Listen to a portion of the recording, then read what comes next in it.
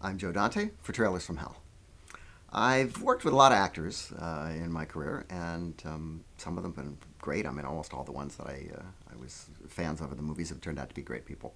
But there's one that really sticks out because he had a big hit in the 50s. Then things got a little spare, but I like to think I sort of, revitalized his career a little bit by putting him in Hollywood Boulevard. He hadn't worked in quite a while, and I've used him since a couple times. It's my pal, Robby the Robot, who's bigger in real life. And he was in a picture called Forbidden Planet, which was, of course, he made a big wave in 1956, but sadly didn't actually make all that much money. And so times became a little leaner for Robby, particularly when it came time to do the sequel, which was done in much reduced circumstances, and they didn't really spend a lot of money on. I think Robby took it badly. But anyway, we did get along great, and he once told me that I was one of his favorite directors.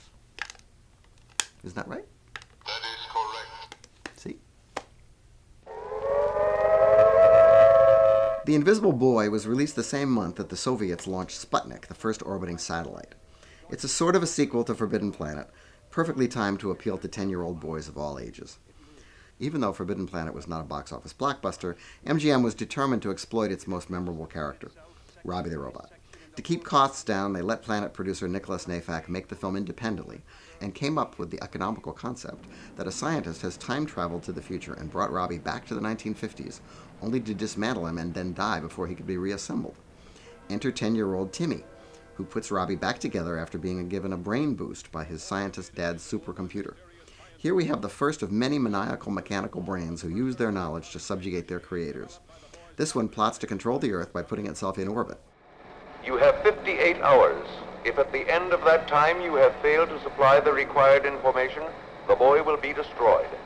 The computer, voiced by frequent John Ford actor Carlton Young, was originally built for the Tracy Hepburn comedy Desk Set and went on to see action in the first two Fly movies as well as numerous Irwin Allen TV shows. Robby, voiced again by Marvin Miller, has his internal directive not to do harm to humans reversed by the computer and becomes a menacing force, but never so much that the kids in the audience lose faith in him. What's unexpected about The Invisible Boy is its whimsical tone. Like Invaders from Mars, it's one of the few science fiction pictures told from a child's point of view. For example, the scene where Timmy shows off Robby to his father's blasé scientist friends, well, one says, somebody finally got it working. When Robby turns Timmy invisible, his parents' attitude is, well, he's just doing this to get attention. Marino, I direct your attention toward the television screen. You and your wife will remain here, and you will be obliged to look and listen. Are you ready, Robot? Ready, Master. Good. You may begin with his eyes. It's a smart, funny film, occasionally flirting with self-parody, but always engaging.